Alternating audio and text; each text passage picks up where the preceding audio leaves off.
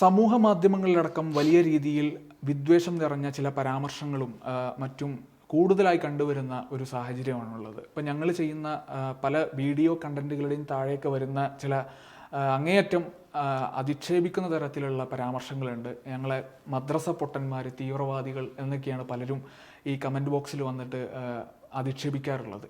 മുക്താർക്ക, ഈ ഒരു 2014 ശേഷം വളരെ വലിയ രീതിയിൽ ഈ സമൂഹ മാധ്യമങ്ങളിലടക്കം വിദ്വേഷം നിറഞ്ഞ ചില പരാമർശങ്ങൾ ഒക്കെ കൂടുതലായിട്ട് കണ്ടുവരുന്നു. ഇതിൻ്റെ ഒരു സാഹചര്യം, ഇത് ഇങ്ങനെ ഉരുത്തിരിഞ്ഞു വന്ന ഒരു സാഹചര്യം ഒക്കെ എങ്ങനെയാണ്? അഫ്സൽ, 2014 എന്ന് ഉദ്ദേശിച്ചത് കൃത്യമായി പറഞ്ഞാൽ മോഡി ആദ്യമായി അധികാരത്തിലേറിയ ഈ വർഷം. അതെ, BJP ലക്ഷ്യം മാർഗത്തെ എങ്ങനെയെങ്കിലും ലക്ഷ്യം കൈവരിക്കുക എന്നുള്ള ഒരു അജണ്ടയാണ് BJPക്ക് ഉള്ളത്. അതുകൊണ്ട് തന്നെ അവരതിന് ഉപയോഗിക്കുന്ന വാക്ക് സോഷ്യൽ എഞ്ചിനീയറിംഗ് എന്നാണ്. അതായത് ആളുകളെ തമ്മിലടുപ്പിക്കുന്നതിനാണ് അവർ സോഷ്യൽ എഞ്ചിനീയറിംഗ് എന്ന നല്ലൊരു പദം ഉപയോഗിക്കുന്നത്. അതായത് ഇപ്പോൾ കഴിഞ്ഞ കർണാടക അസംബ്ലി ഇലക്ഷൻ 2023 നടന്ന, അപ്പോൾ അന്ന് വാഷിങ്ടൺ, ഇന്ത്യയിലൊരു മീഡിയ അല്ല എന്ന് ഓർക്കണം, വാഷിങ്ടൺ പോസ്റ്റ് ലോകത്തറിയപ്പെട്ട ഒരു ടോപ്പ് 10 മീഡിയ ഇൻസ്റ്റിറ്റ്യൂഷനിലൊന്നാണല്ലോ വാഷിങ്ടൺ പോസ്റ്റ്. അവരൊരു ഇൻവെസ്റ്റിഗേഷൻ റിപ്പോർട്ട് പ്രസിദ്ധീകരിച്ചിരുന്നു. അവരുടെ ഒരു റിപ്പോർട്ടർ കർണാടകയിലെ ഏറെക്കുറെ ഒരാഴ്ചയോളം തങ്ങിയിട്ടാണ് ആ റിപ്പോർട്ട് അവർ തയ്യാറാക്കിയത്. അപ്പോൾ അവർ പറയുന്നുണ്ട് ഇന്ത്യയിൽ എങ്ങനെയാണ് BJP ഈ വിദ്വേഷം ഉണ്ടാക്കുന്നതെന്നും അതിന് പിന്നിലുള്ള BJPയുടെ അവർ കൃത്യമായി അവരുടെ ആ ഒരു IT സെല്ല് എങ്ങനെയാണ് ഫങ്ഷൻ ചെയ്യുന്നതൊക്കെ അവർ വ്യക്തമായി പറയുന്നുണ്ട്. അവർ ഉദാഹരണം പറയുന്നുണ്ട്. കർണാടകയിലെ ഒരു സച്ചിൻ പട്ടേൽ എന്നുള്ള അയാളായിട്ട് സംസാരിച്ച് അയാളുടെ ഒരു അനുഭവം പറയുന്നുണ്ട്. അയാളുടെ ഫോണിലേക്ക് ഇങ്ങനെ നിരന്തരം മെസ്സേജുകൾ വരികയാണ്. ഇന്ന് മുസ്ലിങ്ങൾ 40 ഹിന്ദുക്കളെ കൊന്നു, നിങ്ങളുടെ മക്കൾ സുരക്ഷ ഉണ്ടാവണമെങ്കിൽ BJPക്ക് വോട്ട് ചെയ്യണം, നിങ്ങളുടെ പെൺമക്കളെ IS തട്ടിക്കൊണ്ടുപോയി ISISൽ ചേർക്കാതിരിക്കാൻ നിങ്ങൾ BJPക്ക് വോട്ട് ചെയ്യണം. ഇത്തരത്തിലുള്ള മെസ്സേജുകൾ ധാരാളം വരികയാണ് പുള്ളിക്ക്. അങ്ങനെ എന്നിട്ട് അവർ തന്നെ ആ റിപ്പോർട്ടിൽ ഒരു ഉദാഹരണം പറയുന്നുണ്ട്. ഏറെക്കുറെ ഒരു കർണാടകയിലെ ഒരു ഗ്രാമം, ആ ഗ്രാമത്തിലാകെ 1.5 ലക്ഷം ആളുകളുടെ ഒരു ഗ്രാമം. അതിലേക്ക് അവർ 8-9 പേരെ IT സെല്ല്, ഈ ഒരു ഗ്രാമത്തിലേക്ക് മാത്രം 8-9 പേരാണ് IT സെല്ല് വർക്ക് ചെയ്യാൻ അവർ നിയോഗിച്ചിട്ടുള്ളത്. ഒരു കണ്ടന്റ് റൈറ്റർ, 2-3 ഈ ഗ്രാഫിക്സ് ഡിസൈനേഴ്സ്, ഇങ്ങനെ. അപ്പോൾ ഇതാണ് അവരുടെ രീതി. നമ്മളൊക്കെ സ്ഥാപനത്തിലേക്ക് ആളുകളെ ഹിയറിംഗ് നടത്തുന്ന പോലെയാണ് ചെയ്യുന്ന പോലെ 3 ഗ്രാഫിക്സ് ഡിസൈനേഴ്സ്, 2 കണ്ടന്റ് റൈറ്റേഴ്സ്. എന്തിനാണ് അവരുടെ പണി? ഇതാണ് ഹിന്ദു മുസ്ലിം വിഭാഗീയത ഉണ്ടാക്കി. ഹിന്ദു മുസ്ലിം എന്നല്ല, ടോട്ടലി ഹിന്ദു മുസ്ലിം ക്രിസ്ത്യൻ മൊത്തത്തിലുള്ള ഒരു കുളം കലക്കുക. നമ്മൾ വിഭജിച്ച് ഭരിക്കാൻ വേണ്ടിയിട്ട് ബ്രിട്ടീഷുകാരെടുത്ത തന്ത്രം നല്ല കുതന്ത്രം. അതിനവർ അന്ന് വിഭജിച്ച് ഭരിക്കുമെന്ന് ബ്രിട്ടീഷുകാർ അതിന് ഉപയോഗിച്ചു. ഇന്നിപ്പോൾ അവരതിന് സോഷ്യൽ എഞ്ചിനീയറിംഗ് എന്നുള്ളൊരു നല്ല ഒരു ടൈം ഉപയോഗിച്ച് ഇന്ന് ഫലസ്തീനിലെ ഇസ്രായേൽ പട്ടാളക്കാർ ഒരു മനുഷ്യ കവചമാക്കി നമ്മളത് ഓൺലൈനിൽ വെബിൽ അത് വാർത്ത പോയിട്ടുണ്ട്. നമ്മൾ കൊടുത്തൊരു സംഭവം എന്ന് വെച്ചാൽ ഒരാളെ ജീവനോടെ ഒരു ജീപ്പിന് മുമ്പിൽ, പട്ടാള ജീപ്പിന് മുന്നിൽ കെട്ടിയിട്ട്, എന്നുവെച്ചാൽ അവർ ഈ കല്ലെടുത്ത് എറിയും, സ്വാഭാവികമായിട്ടും ഫലസ്തീനികൾ എറിയും. അതിനെ പ്രതിരോധിക്കാൻ വേണ്ടിയിട്ടാണ് ഈ ഒരു ഇത്. പക്ഷേ ഇതെന്ന് പറഞ്ഞാൽ ലോകത്തിലെ ഏറ്റവും വലിയ യുദ്ധക്കുറ്റമാണ്, ഏറ്റവും വലിയ യുദ്ധക്കുറ്റം. ഈ ഒരു യുദ്ധക്കുറ്റത്തിലെ അവിടുത്തെ ഒരു ജനങ്ങളുടെ ഒരു സ്ഥിതി എന്താണെന്ന് പോലും അറിയാം. അതിനടിയിൽ അവർക്ക് അങ്ങനെ വേണം. ഒക്ടോബർ 8 ഓർമ്മയില്ലായിരുന്നോ? ഒക്ടോബർ 7 രാത്രി ഓർമ്മയില്ലായിരുന്നോ? ശരിക്കും ഇത്തരം വാക്കുകൾ എവിടുന്ന് വരുന്നു എന്നുള്ളത് ഇപ്പോൾ അഫ്സൽ തുടക്കത്തിൽ തന്നെ ഈ 2014 ഇപ്പോൾ ഇന്ത്യയുടെ ഹിസ്റ്ററി തന്നെ പറയുമ്പോൾ, ഈ വിദ്വേഷ ഹിസ്റ്ററി പറയുമ്പം 2014 മുമ്പും ശേഷവും എന്നുള്ളൊരു കാറ്റഗറിയിലേക്ക് നമ്മൾ പോകേണ്ടത്. ഇതെല്ലാം പോകുന്നത് തൊട്ടപ്പുറത്ത് ഈ അപരമനുഷ്യ ഉന്മൂലനം എന്നൊക്കെ പറയുമ്പോൾ, അത് പ്രത്യേകിച്ച് മുസ്ലിം വിഭാഗത്തിന് എവിടെയെങ്കിലും ഒരു പരിക്കുണ്ടെങ്കിൽ അത് വളരെ കൃത്യമായിട്ട് അതിനെ ടാർഗറ്റ് ചെയ്ത് കളിയാക്കുകയോ വേറെ ഏതെങ്കിലും തരത്തിലാണെന്നുണ്ടെങ്കിൽ അങ്ങനെ. ഇപ്പോൾ ഇറാൻ റെയ്സി ഹെലികോപ്റ്റർ അപകടത്തിൽ കൊല്ലപ്പെട്ടു. ഒരു രാഷ്ട്രത്തിൻ്റെ പ്രസിഡന്റ് കൊല്ലപ്പെട്ടപ്പോൾ പോലും ആഘോഷിക്കുന്ന കുമ്മോജികളും ഇമോജികളുമാണ് ഇവിടെ വന്നുകൊണ്ടിരിക്കുന്നത്. നമ്മൾ ശ്രദ്ധിക്കേണ്ട കാര്യം, ഇന്ത്യ പതാക താഴ്ത്തി കെട്ടിയ ഒരു മനുഷ്യനാണ് അദ്ദേഹം. ഇന്ത്യയുടെ ഫ്രണ്ട്ലി രാജ്യമാണ് ഇറാൻ. മാത്രമല്ല പിന്നെ ഇന്ത്യയുടെ പ്രധാനമന്ത്രി ഒന്നിലധികം തവണ റയീസിയുടെ ഔദ്യോഗിക ഗസ്റ്റായിട്ട് പോയ ആളാണ്. അതെ. ഇന്ത്യ ഔദ്യോഗിക ഗസ്റ്റായിട്ട് വിളിച്ച ആളാണ്. ഇന്ത്യക്ക് വലിയ പ്രോജക്റ്റുകൾ മാത്രമല്ല യുഎസിന്റെ എതിർപ്പ് അവഗണിച്ച് ഇന്ത്യ അവരേറ്റ് സൗഹൃദ രാജ്യമാണ്. അങ്ങനെയുള്ള ഒരു രാജ്യം, ഇന്ത്യയുടെ വളരെ ഉറ്റ ഒരു സൗഹൃദ രാജ്യത്തിലുള്ള ഒരു പ്രസിഡന്റാണ് അദ്ദേഹം. മാത്രമല്ല അദ്ദേഹം ഒരു ഷിയ മുസ്ലിമാണ്. ഇന്ത്യയിലെ BJPയെ സംബന്ധിച്ച് ഷിയാക്കളുമായിട്ട് നല്ല ബന്ധമാണ്. അതെ, ഇന്ത്യയിലെ മുസ്ലിം സമുദായത്തിൽ നിന്ന് ഇനിയും BJPക്ക് ഒരു സപ്പോർട്ട് ഉണ്ടെങ്കിൽ അത് ഷിയ മുസ്ലിങ്ങളിൽ നിന്നാണ്. എല്ലാ ഷിയ മുസ്ലിങ്ങളും അങ്ങനെയെന്നല്ല പറയുന്നത്. എങ്കിലും നല്ലൊരു വിഭാഗം സുന്നി മുസ്ലിങ്ങളെ അപേക്ഷിച്ച് നല്ലൊരു വിഭാഗം ഷിയ മുസ്ലിംസ് BJPയെ സപ്പോർട്ട് ചെയ്യുന്നുണ്ട്. മുഖ്താർ അബ്ബാസ് നഖ്വിയെ പോലുള്ള കുറേ ഷിയ മുസ്ലിം നേതാക്കളുണ്ട് BJPയിൽ. എന്നിട്ടാണ് ഒരു ഷിയ മുസ്ലിമായ ആൾ മരിച്ചതിന് ഇവർ സന്തോഷിക്കുന്നത്. എനിക്കതിന് ലോജിക്ക് ഇപ്പോഴും പിടികിട്ടിയിട്ടില്ല. മാത്രമല്ല ഇപ്പോൾ നമ്മൾ ചെയ്യുന്ന വീഡിയോ കണ്ടന്റുകളുടെ താഴെ ഇപ്പോൾ ഫലസ്തീനുമായി ബന്ധപ്പെട്ട അവരുടെ ദുഃഖം വിവരിക്കുന്ന കണ്ടന്റുകളാവും നമ്മൾ അതിൽ കൂടുതൽ ശ്രദ്ധ കേന്ദ്രീകരിച്ചിട്ടുണ്ട് നമ്മൾ. അപ്പോൾ അങ്ങനത്തെ കണ്ടന്റുകൾ ചെയ്യുമ്പോൾ അതിന് താഴെ വരുന്ന അത്രയും വലിയ വേദന അനുഭവിക്കുന്ന ഫലസ്തീനികളുടെ വേദന വിവരിക്കുന്ന ഒരു കണ്ടന്റാണെന്നുള്ളത് ഓർക്കണം. അതിന് താഴെ വരുന്ന ചില കമൻറ്റുകളാണ് അവർ ഇപ്പോൾ ഹൂറികളോടൊത്ത് ഉല്ലസിക്കുന്നുണ്ടാവും. ആ രീതിയിലുള്ള വിദ്വേഷം, അങ്ങേയറ്റം വിദ്വേഷം നിറഞ്ഞ ചിലതൊക്കെ ഞാൻ കണ്ടിട്ടുണ്ട്. ഇപ്പോൾ നിങ്ങളൊന്നും പുറത്തിറങ്ങിയാൽ തല കാണില്ല എന്നുള്ള രീതിയിൽ വരെയുള്ള കമൻറ്റുകളൊക്കെ വന്ന ഒരു സാഹചര്യം ഉണ്ടായിട്ടുണ്ട്. ശരിക്കും എനിക്ക് തോന്നുന്നു ഈ സംഘപരിവാറിനെ ഇപ്പോൾ നയിച്ചുകൊണ്ടിരിക്കുന്നത് ഈ ഒരു വിദ്വേഷങ്ങളിലൂടെ ഒക്കെ തന്നെയാണെന്നാണ്. കാരണം അവർക്ക് നന്മ കാണിക്കാൻ രാജ്യത്തൊന്നുമില്ല. അവർക്ക് ഇന്നലത്തെയൊക്കെ ലേറ്റസ്റ്റ് വാർത്ത എന്താണെന്ന് വെച്ചാൽ രാമക്ഷേത്രത്തിലേക്ക് ബാംഗ്ലൂരിൽ നിന്നും മറ്റ് സ്ഥലങ്ങളിലൊക്കെയുള്ള വിമാന സർവീസുകൾ റദ്ദ് ചെയ്തു. ഹൈദരാബാദിൽ നിന്നൊക്കെയുള്ള വിമാന സർവീസുകൾ റദ്ദ് ചെയ്തു. ഇന്നത്തെ അതിൻ്റെ അപ്ഡേഷൻ വന്നു. 35 ട്രെയിനുകളാണ് ഡെയിലി അവിടെ പോയി വന്നിരുന്നത്. അവിടേക്ക് അനുവദിച്ചിരുന്ന സ്പെഷ്യൽ ട്രെയിനുകളൊക്കെ നിർത്തലാക്കി. ആളില്ല. ഒരുപാട് ബസ്സുകൾ നിർത്തി. ഇപ്പോൾ രാജസ്ഥാനിൽ നിന്ന് മാത്രം ഒരു ബസ്സാണ് സർവീസ് നടത്തുന്നത്. ഇത് അവർക്ക് കാണിക്കാനുള്ള നന്മയിലൂടെ അവർ സഞ്ചരിച്ചാൽ ഒരിക്കലും അവർക്ക് എന്ത് കിട്ടുന്നില്ല, അവരുദ്ദേശിക്കുന്ന ഫലത്തിലേക്ക് അവരെത്തുന്നില്ല. പകരം അവർക്ക് തിന്മ ആവശ്യമാണ്. തിന്മ അവരെ നയിച്ചുകൊണ്ടിരിക്കുന്നത് ഒരു പൈശാചിക ചിന്ത തന്നെയാണ്. കാരണം അവർ ഭരണ തലത്തിലൊക്കെ പ്രവർത്തിക്കുമ്പോൾ പോലും അവർ പ്രതിനിധീകരിക്കുന്ന ഒരു ജനവിഭാഗമുണ്ട്, അവരെ കേൾക്കുന്നൊരു ജനവിഭാഗം. ഇപ്പോൾ പ്രധാനമന്ത്രി തന്നെ ഈ തെരഞ്ഞെടുപ്പ് സമയത്ത് എന്തെല്ലാം വിദ്വേഷം, നിങ്ങളുടെ താലിമാലകളൊക്കെ കോൺഗ്രസ്സിന് വോട്ട് ചെയ്താൽ അവർ മുസ്ലിങ്ങൾക്ക് കൊടുക്കും, ഈ തരത്തിൽ ഒരു പ്രധാനമന്ത്രി ഈ ഒരു പ്രസ്താവന നടത്തുമ്പോൾ താഴെ ഒരു സംഘപരിവാരകാരൻ വന്ന് കുമ്മോജി ഇടുന്നതിൽ നമ്മൾ എന്താ ഇപ്പോൾ ഇത്ര ആലോചിക്കാനുള്ളത്? കെ സുരേന്ദ്രൻ പറഞ്ഞ ഓർമ്മയില്ലേ, CPM മുസ്ലിം മുഖ്യമന്ത്രിയെ നിർത്താനാണ്. അല്ല, ഇന്ന് ഈ +1 സീറ്റിലെ അപര്യാപ്തതയുമായി ബന്ധപ്പെട്ട് നമ്മുടെ CEO അല്ലെങ്കിൽ SYSന്റെ സംസ്ഥാന സെക്രട്ടറി കോഴിക്കോട്ട് പ്രസംഗിച്ചത്, അദ്ദേഹം ഒരു ആലങ്കാരികമായിട്ട് പറഞ്ഞ സാധാരണ പ്രസംഗത്തിൽ ഇത് വേറെ ടെറിട്ടറി നമ്മൾ ചോദിക്കാൻ ഇതെന്താണ് പാകിസ്ഥാനാണോ എന്ന് ചിലപ്പോൾ നമ്മൾ പ്രസംഗത്തിൽ ചോദിക്കും. അല്ലെങ്കിൽ ഇതെന്താണ് വെള്ളരിക്ക പട്ടണമാണോ, ഈ വെള്ളരിക്ക പട്ടണമാണോ എന്ന് ചോദിക്കുമ്പോൾ അത് വെള്ളരിക്ക പട്ടണമാകുന്നില്ല. പക്ഷേ ഇവിടെ മുസ്തഫ മാഷ് പ്രസംഗിച്ചൊരു പ്രസംഗത്തിൽ ഇന്ന് കെ സുരേന്ദ്രൻ ഒരു മറുപടി കൊടുത്തിട്ടുണ്ട്. BJPയുടെ സംസ്ഥാന പ്രസിഡന്റ് പറഞ്ഞത്, ഇതുപോലെ VD സതീഷിനും ഇവരൊക്കെ വിചാരിച്ചാൽ ഈ മാറിയ കേരളത്തിൽ അനുവദിക്കുമെന്നാണോ?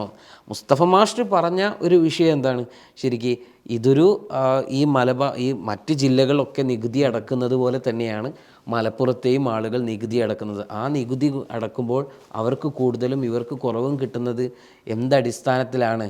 ഇതൊരു ആ തരത്തിലാണ് അദ്ദേഹത്തിൻ്റെ പ്രസംഗം. ഇതിന് കെ സുരേന്ദ്രൻ കൊടുത്ത മറുപടി നോക്കണം, ഡൈവേർട്ട് ടു വർഗീയത. ആ കോൺസെപ്റ്റിലേക്കാണ് ഈ സംഗതി കൊണ്ടുപോയത്. ഇപ്പം നമ്മൾ സോഷ്യൽ മീഡിയയിലേക്ക് തന്നെ വന്നിട്ടുണ്ടെങ്കിൽ ഇപ്പം നേരത്തെ പറഞ്ഞ പോലെ വ്യാപകമായിട്ട് കമൻറ്റുകളിൽ ഈ വിദ്വേഷം നിറഞ്ഞു നിൽക്കുന്ന ഒരു സാഹചര്യമുണ്ട്. അപ്പോൾ അതിന് കാലങ്ങളായിട്ട് അതിനു വേണ്ടിയുള്ള പണിയെടുത്തുകൊണ്ടിരിക്കുകയാണ് സംഘപരിവാർ. അത് എങ്ങനെയാണ് നമ്മുടെ സമൂഹത്തിൽ അതായത് കേരളം അവരെ സംബന്ധിച്ചിടത്തോളം കിട്ടാക്കനിയാണ്. ഇപ്പോൾ BJP അക്കൗണ്ട് തുറന്നെങ്കിലും അത് സുരേഷ് ഗോപിയുടെ ജനപ്രീതി കൊണ്ടാണെന്നും അങ്ങനെ പലതരത്തിലുള്ള വിലയിരുത്തലുകൾ, സ്ത്രീ വോട്ടുകൾ നന്നായിട്ട് കൂടിയുന്നുണ്ട്. അതോ ഇത് ഭാവിയിൽ നമ്മുടെ സമൂഹത്തിൽ ഉണ്ടാക്കാൻ പോകുന്ന പ്രത്യാഘാതങ്ങൾ എന്തൊക്കെയായിരിക്കും? ഇപ്പോൾ മറ്റൊരു വശം ഞാൻ പറഞ്ഞുതരാം.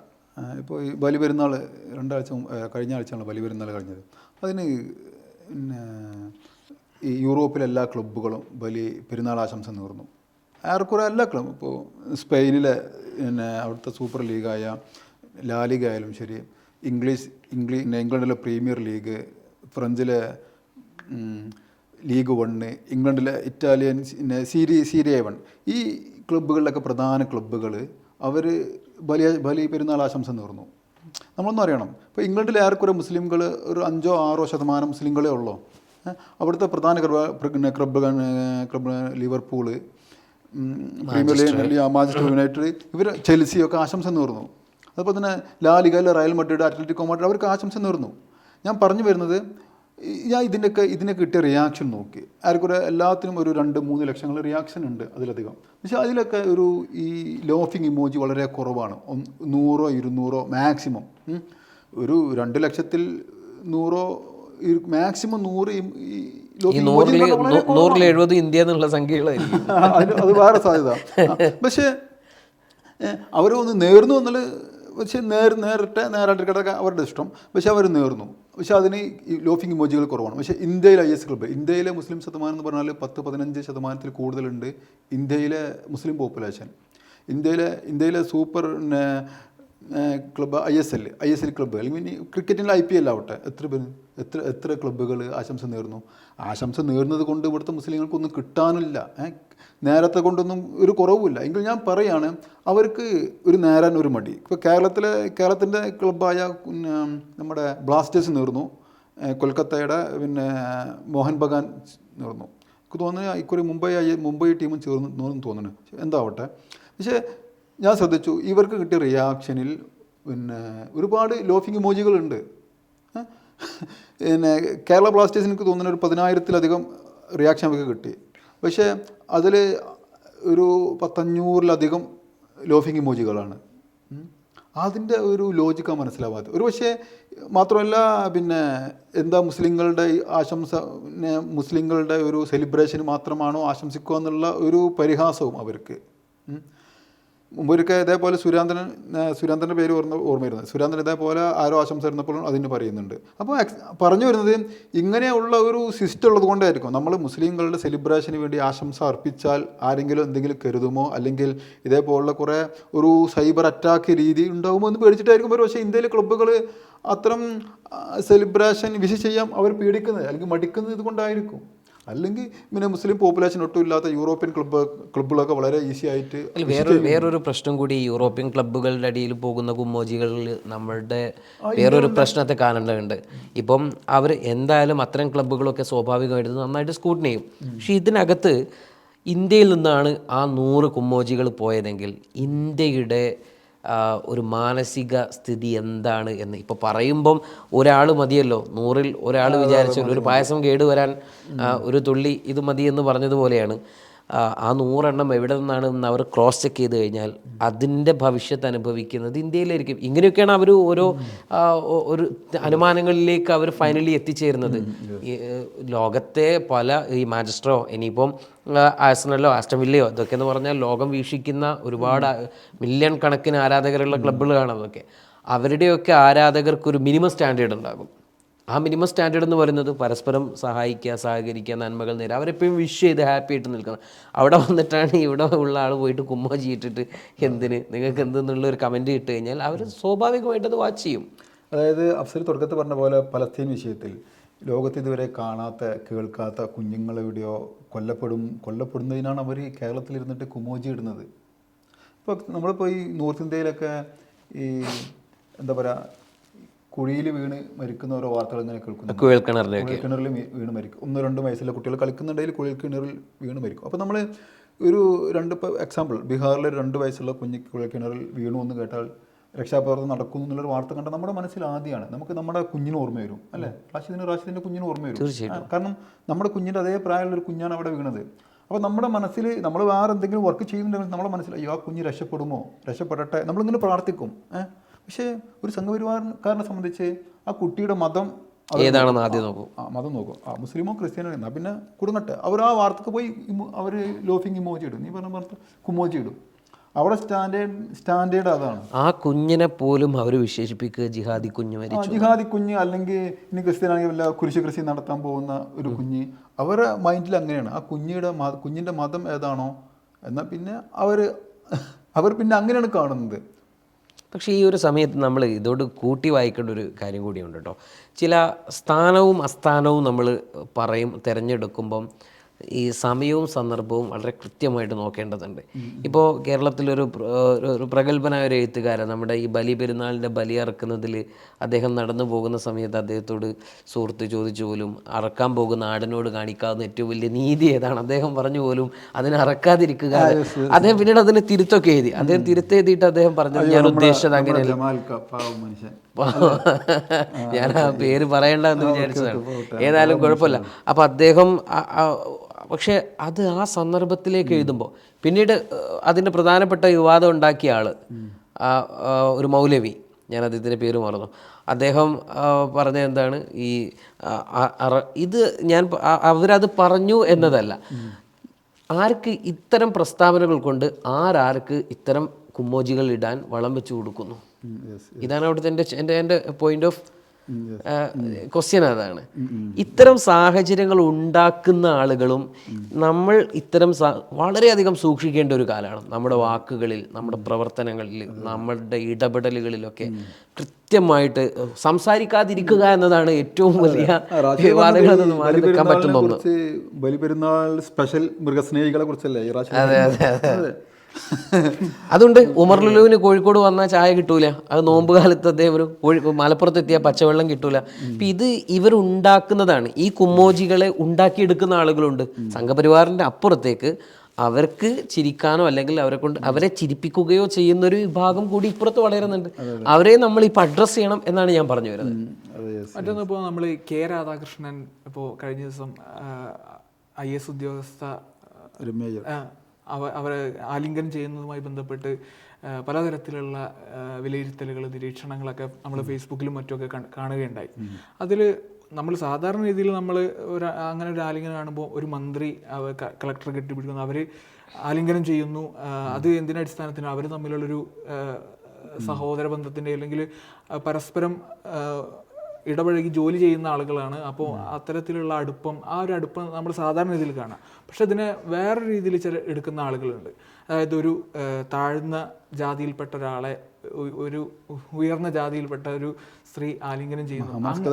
അത് ഭയങ്കര അത് എന്തോ ഒരു കാരുണ്യം പോലെ ചിത്രീകരിക്കുന്ന രീതിയിൽ നമ്മൾ അതിനെ കണ്ടു. അതിനോടുള്ള ചില പ്രതികരണങ്ങളൊക്കെ ശ്രദ്ധിച്ചിരുന്നു. അത് നീ പറഞ്ഞ പോലെ, അഫ്സൽ പറഞ്ഞ പോലെ, ഈ അയ്യർ എന്നുള്ള ഒരു പേരിൻ്റെ കൂടെ അയ്യർ എന്നുള്ള ഒരു IAS ഓഫീസർ അവരൊരു മഹാമനസ്കത കാണിക്കുന്നു അല്ലേ? അവരുടെ മാനസികമായിട്ടുള്ള അതല്ല, അങ്ങനെയാണ് അതിനെ പ്രസൻറ്റ് ചെയ്തത്. അവരുടെ മഹാമനസ്കത ഒരു വലിയ എന്തായാലും ഈ ഒരു പ്രോട്ടോകോൾ നോക്കുകയാണെങ്കിൽ മന്ത്രിയുടെ എത്രയോ താഴെയാണ് IAS ഓഫീസർ ഉള്ളത്. അങ്ങനെ ഒരു IAS ഓഫീസർ, ഒരു ജാതിയിൽ ഉയർന്ന ഒരു IAS ഓഫീസർ ഒരു മന്ത്രിയോട് മഹാമനസ്കത കാണിച്ചു എന്നൊക്കെ ഈ ഇടതുപക്ഷ പ്രൊഫൈലുകൾ തള്ളാണ്. അവിടെ നമ്മൾ മനസ്സിലാക്കേണ്ടത് ഒരു പട്ടികജാതി വിഭാഗത്തിൽ നിന്ന് ഇപ്പം OR കേളു പട്ടികജാതി വിഭാഗത്തിൽ നിന്നു എന്നാണ് വയനാട്ടിൽ നിന്ന് അല്ലെങ്കിൽ പട്ടികജാതി വിഭാഗത്തിൽ നിന്ന് ആദ്യമായിട്ടൊരു മന്ത്രി വന്നത് എന്നുള്ളതാണ്. ഇപ്പോൾ രാഷ്ട്രീയ പാർട്ടികൾ അതൊക്കെ തള്ളുമ്പോൾ ഇവരൊക്കെ ഇത്രയും കാലം എന്തെടുക്കുമായിരുന്നു എന്നുകൂടിയുള്ളൊരു ചോദ്യം അവിടെ അവശേഷിക്കുന്നുണ്ട്. പിന്നെ നമ്മൾ ഈ ഓൾ ഐസ് ഓൺ റഫ എന്ന് പറഞ്ഞിട്ട് വലിയൊരു ക്യാമ്പയിൻ സോഷ്യൽ മീഡിയയിൽ നടന്നിട്ടുണ്ടായിരുന്നു. പല പ്രമുഖ താരങ്ങളും, ദുൽഖർ സൽമാൻ അടക്കമുള്ള പല താരങ്ങളും അതിനോട് ഗസയോട് ഐക്യദാർഢ്യം പ്രഖ്യാപിച്ചുകൊണ്ട് അവരുടെ സമൂഹ മാധ്യമങ്ങളിൽ അത് ആ ക്യാമ്പയിൻ്റെ ഭാഗമായി. അതേസമയം തന്നെ മാധുരി ദീക്ഷിത്തിനെ പോലുള്ള പല ബോളിവുഡ് താരങ്ങളും ആദ്യം ഈ പോസ്റ്റ് അവർ ആ ക്യാമ്പയിൻ്റെ ഭാഗമായും പിന്നീട് അത് പിൻവലിക്കുകയും ചെയ്തു. ഇതിന് ഈ സൈബർ ആക്രമണം മാത്രമാണോ ഇതിന് അതായത് അവരെ പിൻവലിപ്പിക്കാൻ, ആ പോസ്റ്റ് അവരെ കൊണ്ട് പിൻവലിപ്പിക്കാൻ അവരെ പ്രേരിപ്പിക്കുന്ന ഒരു ഘടകം സൈബർ അറ്റാക്ക് മാത്രമാണോ? അതായിരിക്കും. കാരണം സിനിമകൾ ബഹിഷ്കരിക്കും, ആ ഒരു ആംഗിളാണ്. നേരത്തെ അത് അവർക്ക് എന്താ പറയുക, ധൈര്യമില്ലായ്മ ഉണ്ട്. മുമ്പ് പൃഥ്വിരാജ് ഭയങ്കരമായിട്ട് സൈബർ ആക്രമണം നേരിട്ടൊരു സമയമുണ്ട് ഈ ലക്ഷദ്വീപ് വിഷയത്തിൽ. ലക്ഷദ്വീപിനോ കൂടെ നിന്ന് എന്നുള്ളൊരു കാരണത്താൽ ജനം TV-ന്റെ ഒരു പോസ്റ്റ് വന്നിട്ടുണ്ടായിരുന്നല്ലോ, ഓർക്കുന്നുണ്ടോ? ഓർക്കുന്നില്ല. സുകുമാരന്റെ മൂത്രത്തിൽ യെസ്, ഓക്കെ, അങ്ങനെ എന്തോ ഒരു സംതിങ് വളരെ വൾഗറായിട്ടുള്ള ഒരു ഓർക്കുന്ന ട്രോള്. Yes yes. അപ്പോൾ പറഞ്ഞു വരുന്നത് പിന്നെ പൃഥ്വിരാജ് വളരെ ബോൾഡായ, എല്ലാ വിഷയങ്ങളും നിലപാടുള്ള, ഇങ്ങേറ്റവും വായനയുള്ള, അത്രയും വായനയും നിലപാടുള്ള മറ്റൊരു നടൻ കേരള മലയാളി നടന്മാരുണ്ടാവും തോന്നുന്നില്ല.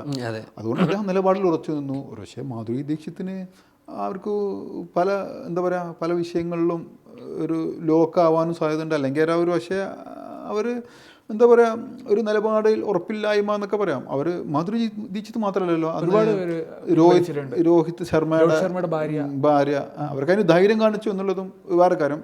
പിൻവലിച്ചോട്ടെ, എന്നാലും കുഴപ്പമില്ല. അവരുടെ നിലപാട് ഗസക്കൊപ്പമുണ്ടെന്ന് അവർ പ്രഖ്യാപിച്ചല്ലോ. അത് തന്നെ വലിയ കാര്യം ഞാൻ കാണുന്നത്. ഞാൻ ഈ ഫോണിൽ ചുമ്മാ നോക്കുക, അപ്പോൾ കേരള കൗമുദിയുടെ ഒരു വാർത്ത, ഹജ്ജ് തീർത്ത ആടുന്നതിനിടെ മരിച്ചത് 98 ഇന്ത്യക്കാർ. അപ്പോൾ അതിനുണ്ട് 135 റിയാക്ഷനാണ്. അതിൽ 40 ലോഫിങ് ഇമോജിയാണ്. അതാണ് മനുഷ്യർ. അതുപോലെ തന്നെ ഞാൻ നോട്ട് ചെയ്ത് വെച്ചിട്ടുണ്ട് മനോരമയുടെ ഏഷ്യാനെറ്റിൻ്റെ ഈ ചർച്ചയ്ക്ക് വരാൻ വേണ്ടിയിട്ട്. അപ്പോൾ ഇവരുടെയൊക്കെ ബലിപെരുന്നാളിൻ്റെ ഇവരൊക്കെ ആശംസ അർപ്പിച്ചിട്ടുണ്ട്. അതിനൊക്കെ നിറയെ ഇമോജികളാണ്. ഏഷ്യാനെറ്റിൻ്റെ അവർക്ക് 2000-ലധികം റിയാക്ഷനാണ് കിട്ടിയത് ടോട്ടൽ ബലിപെരുന്നാൾ ആശംസകൾ. അതിൽ 200ഓളം ലോഫിങ് ഇമോജിയാണ്. അതായത് 10-1 ലോഫിങ് ഇമോജിയാണ് അവർക്ക് കിട്ടുന്നത്. ഇതൊക്കെ എന്തൊരു എന്താ പറയുക, എന്തൊരു സൈക്കോളജിയാണ് ഇതൊക്കെ, എന്തൊരു മനഃശാസ്ത്രമാണ് ഇതൊക്കെ. എനിക്ക് തോന്നുന്നു നമ്മൾ മുൻപ് ഓർമ്മയുണ്ടോ, ഒരു മുസ്ലിം കുട്ടിയെ ഹിന്ദു കുട്ടിയെ കൊണ്ട് അടുപ്പിച്ച ഒരു അധ്യാപികയെക്കുറിച്ച് നമുക്ക് ഓർമ്മയില്ല. അവർ പിന്നീട് നടത്തിയ ആ കുട്ടികളെ നമ്മൾ ഒരിക്കലും കുറ്റം പറയില്ല, അടിച്ച കുട്ടിയെ നമ്മൾ പറയാൻ പറ്റില്ല. പക്ഷെ ആ ടീച്ചർ അതിന് കൊടുത്ത വിശദീകരണം ഉണ്ടോ, അത് നമ്മളെ ഞെട്ടിപ്പിക്കുന്ന ഒരു വിശദീകരണമായിരുന്നില്ല. അന്ന് അവർ പറഞ്ഞത്, തനിക്കതിൽ കുറ്റബോധമൊന്നുമില്ല, താൻ സാധാരണഗതിയിൽ ചെയ്യുന്ന ഒരു സംഭവമാണ്. കാരണം അവരെ സംബന്ധിച്ചിടത്തോളം ഇനിയിപ്പോൾ കുട്ടി ഈ കുഴൽക്കിണറിൽ വീണോട്ടെ, ഇനിയൊരു വീട്ടിൽ കടുവ വന്ന് ആക്രമിച്ചോട്ടെ, അവർ ഈ ഗുജറാത്ത് കലാപം നടന്ന സമയത്ത് ആ MP, പേര് മറന്നു, ഇസാൻ ജാഫ്രിയുടെ അദ്ദേഹത്തിൻ്റെ ഒരു ബന്ധു അല്ലെങ്കിൽ അദ്ദേഹത്തിൻ്റെ അയൽവാസികളുടെ ഒരു കഥ ഞാൻ എവിടെയോ ഒന്ന് വായിച്ചത് ഓർക്കുന്നുണ്ട്. കാരണം തൊട്ടപ്പുറത്തൊക്കെ അയൽവാസികളായിട്ട് വളരെ സ്നേഹത്തോടു കൂടി നടന്ന ഓഷ ഏരിയയിലാണ് താമസിക്കുന്നത്. പക്ഷെ ആ തൊട്ടു തലേ ദിവസം പോലും വീട്ടിൽ വന്ന ആ സംഘപരിവാറുകാരൻ വീട്ടിൽ വന്ന് അവർക്ക് ആവശ്യമുള്ള എന്തോ വാങ്ങിക്കൊണ്ടുപോയി. പക്ഷെ ഇവർ ഈ വാങ്ങിക്കൊണ്ടുപോകുമ്പോൾ പോലും ഇവരുടെ വീട്ടിൻ്റെ ടെറസിൽ മണ്ണെണ്ണ സൂക്ഷിച്ചിരുന്നു എന്നുള്ളത്. അപ്പോൾ നമ്മൾ ആലോചിക്കണം, ചിരിച്ചുകൊണ്ട് എങ്ങനെ മനുഷ്യരോട് ഇങ്ങനെ പെരുമാറാൻ കഴിയുന്ന ഒരു വർഗം ഉണ്ട് എന്നുണ്ടെങ്കിൽ അത് സംഘപരിവാറാണെന്നുള്ളതാണ്. അത് അവരെ നയിക്കുന്ന പ്രത്യയശാസ്ത്രം എന്നതിനപ്പുറത്തേക്ക് മനുഷ്യരെ ഇപ്പോൾ ഇസ്രയേൽ ചെയ്തുകൊണ്ടിരിക്കുന്ന ഒരു ക്രൂരത എന്ന് നമ്മൾ പറയുമ്പോൾ ഇപ്പോൾ ഞാൻ ഇന്നലെ ഒരു വിഷ്വൽ കണ്ടു. ഒരു 4 പേര് ഒരു പാടത്തൂടെ ആണെന്ന് തോന്നുന്നു, ഒരു റോഡുണ്ട്, തൊട്ടടുത്തൊക്കെ പാടാണ് കാണുന്നത്, അതിൽ നടന്നു പോവാണ്. ഗസയിലാണ് സംഭവം. ഈ 4 പേരുടെ അടുത്തേക്ക് മുകളിൽ നിന്ന് ഒരു ബോംബ് വീഴാണ്. 4 പേരും അവിടെ മരിക്കുന്നു. തൊട്ടപ്പുറത്തൊരു ടെൻറ്റ് പോലെ ഒരു സംഭവമുണ്ട്. അവിടെ നിന്ന് 2 പേര് ഇത് കാണുന്നു. അവർ ഓടുകയാണ്. ഓടിയ ആ ആളുടെ മേലിലേക്കും ബോംബ് വർഷിക്കുന്ന ആൾ മരിക്കുന്നു. 4ാമത്തെ ആൾ ഓടിക്കൊണ്ടിരിക്കുന്നു. ഹെലികോപ്റ്റർ അവരുടെ പിന്നാലെ അയാളെ ഓടിച്ചുകൊണ്ടിരിക്കുകയാണ്. അവസാനം അയാൾ ഓടി വീഴുമ്പോൾ അയാളെയും കൊന്നിട്ട് പോകുന്നു. അവരുടെ ഒരു എൻ്റർടൈൻമെൻറ്റാണത്. അവരുടെ ഹൃദയത്തെയൊക്കെ ആ രീതിയിലേക്ക് പരിവർത്തിപ്പിച്ചെടുത്തു എന്നുള്ളതാണ്. ആ ഒരു രീതിയിലുള്ള ആളുകൾ നമ്മുടെ രാജ്യത്ത് വളർന്നു വന്നു കഴിഞ്ഞാൽ നമ്മുടെ സാമൂഹ്യ ചുറ്റുപാട് എന്താകുമെന്ന് മാത്രം നമ്മൾ ആലോചിച്ചാൽ മതി. അത് മാത്രം നമ്മൾ സംഘപരിവാറിനെ വെറുതെ നോക്കുകയാണെങ്കിൽ വിചാരധാരയിലും അതുപോലെ മനുസ്മൃതിയിലൊക്കെ മുസ്ലിങ്ങൾക്കെതിരായിട്ടും കമ്മ്യൂണിസ്റ്റുകൾക്കെതിരായിട്ടൊക്കെ ഉള്ള രീതിയിലുള്ള പരാമർശങ്ങളുണ്ട്. അവരെ ഉന്മൂലനം ചെയ്യണം, അല്ലെങ്കിൽ സ്ത്രീകളെ എങ്ങനെയാണ് അവർ നോക്കിക്കാണുന്നത് എന്നുള്ളത് അങ്ങേയറ്റം നികൃഷ്ടമായിട്ട് സ്ത്രീകളെ ഭോഗിക്കാൻ മാത്രമുള്ളവരായിട്ട് ചിത്രീകരിക്കുന്ന, അങ്ങനെ ആ രീതിയിൽ ചിത്രീകരിക്കുന്ന ചില പരാമർശങ്ങളൊക്കെ ഈ പറയുന്ന ഇതിൽ നമുക്ക് കാണാൻ പറ്റും. അപ്പം അത് അടിസ്ഥാനമാക്കിയിട്ടാണ് അവര് വെറുപ്പ് പ്രചരിക്കുക, അപരവെറുപ്പ്. കുറച്ച് ആദ്യം അവർക്ക് ലക്ഷ്യത്തിലെത്താൻ കുറച്ച് അപരന്മാരെ വേണം, എന്നിട്ട് ആ അപരന്മാരോടുള്ള വെറുപ്പ് ഒരു ഫോബിയ രൂപപ്പെടുത്തുക. ഇപ്പോൾ എത്ര പഠനങ്ങളൊന്നും ഇന്ത്യയിലാണ് ഏറ്റവും അധികം ഫേക്ക് വാർത്തകളും ഹേറ്റ് സ്പീച്ച് ഉണ്ടാവുന്നത്. അതിൽ തന്നെ ഈ ഇലക്ഷൻ സമയത്താണ് ഒരു വാർത്ത വന്നത്, ഇന്ത്യയിൽ നടക്കുന്ന 75% ഹേറ്റ് സ്പീച്ചും ഫേക്ക് മെസ്സേജും ഉണ്ടാവുന്ന BJP റൂൾഡ് സ്റ്റേറ്റിലാണെന്ന് പറയുന്നുണ്ട്. അതെ അതെ. പിന്നെ ഈ സുരേഷ് ഗോപി ജയിച്ച ഒരു സമയത്ത് നമ്മൾ ചില കമന്റ് ബോക്സ് ഒക്കെ നോക്കുന്ന സമയത്ത് ഇങ്ങനെ കാണും, സുരേഷ് ഗോപി എന്തായാലും ജയിക്കാൻ അർഹതയുള്ള മനുഷ്യനാണ്. കാരണം അയാൾ ഒരുപാട് നല്ല കാര്യങ്ങൾ ചെയ്തിട്ടുണ്ട്, ഒരുപാട് കാരുണ്യ പ്രവർത്തികൾ നമ്മൾ കണ്ടിട്ടുണ്ട്. എൻ്റെ സംശയം എന്താ വെച്ചാൽ, ഇപ്പം ഞാൻ നേരത്തെ പറഞ്ഞ മാതിരി തന്നെ ഈ വിചാരധാരയും അല്ലെങ്കിൽ മനുസ്മൃതിയും ഒക്കെ അടിസ്ഥാനമാക്കി കാണുന്ന അതിനൊരു ഭരണഘടനയായിട്ട് കാണുന്ന ഒരു BJP-കാരൻ എങ്ങനെയാണ് നല്ല മനുഷ്യനാവണമെന്നുള്ളതാണ്. അതായത് ഉത്തമനായ ഒരു നല്ല മാനവിക മൂല്യങ്ങൾ ഉയർത്തിപ്പിടിക്കുന്ന ഒരു നല്ല മനുഷ്യനാവുന്നത് എങ്ങനെയാണെന്നുള്ളതാണ്. അതാരും ഇത് പറയുന്ന ആളുകൾ ചില ഇപ്പോൾ പൊതുവെ ന്യൂനപക്ഷങ്ങൾ, മുസ്ലിം ന്യൂനപക്ഷങ്ങളൊക്കെ തന്നെ BJP-ക്കെതിരാണല്ലോ. ആ മുസ്ലിം ന്യൂനപക്ഷങ്ങളിൽപ്പെട്ട ആളുകൾ തന്നെ അല്ലെങ്കിൽ BJP-യുമായിട്ട് കമ്മ്യൂണിസ്റ്റുകാരായിട്ടുള്ള ആളുകൾ, BJP-യുമായിട്ട് വലിയ എതിർപ്പുകളുള്ള ആളുകൾ തന്നെ പോലും സുരേഷ് ഗോപിയെ അനുകൂലിച്ചുകൊണ്ട് സംസാരിക്കുന്ന, അല്ലെങ്കിൽ ആളൊരു പാവമാണ്, നല്ല മനുഷ്യനാണ്, ആള് ഇത്ര കാലമായിട്ട് കഷ്ടപ്പെടുന്നു, ആ തൃശ്ശൂർ ഇപ്പോഴും രാജഗോപാലിന് അനുകൂലമായിട്ട് അങ്ങനെ ഒരു സഹതാപ തരംഗം ഉണ്ടായിരുന്നു, രാജേട്ടൻ പാവാട എന്ന് പറഞ്ഞിട്ട്. മാത്രമല്ല അതേ സുരേഷ് ഗോപി തന്നെ പിന്നെ ഈ അടുത്ത് പറഞ്ഞത് ഇവിടെ ഒരു യോഗി ആദിത്യനാഥ് ആണെന്നാണ് പറഞ്ഞത്, വീടുകൾ ഇടിച്ചു വീണത്. അങ്ങനെ ഒരു സ്റ്റേറ്റ്മെന്റ് ഉണ്ട്. കാരണം സുരേഷ് ഗോപിയുടെ മൈൻഡ് അതാണ്. യോഗി ആദിത്യനാഥിനെ അദ്ദേഹം ഒരു വലിയ ഒരു വികസനം വീരപുരുഷനായിട്ട് കാണുന്നു. എനിവേ, ഏതായാലും നമ്മുടെ രാഷ്ട്രീയ സാമൂഹ്യ മണ്ഡലങ്ങളൊക്കെ, നമ്മുടെ രാഷ്ട്രീയ സാമൂഹ്യ അന്തരീക്ഷം വിദ്വേഷം കൊണ്ട് വളരെയധികം മലീമസമായിരിക്കുന്നു എന്നുള്ള ഒരു വിലയിരുത്തലിലാണ് നമ്മുടെ ഈ ചർച്ച അവസാനിക്കുന്നത്. വീണ്ടും കാണാം.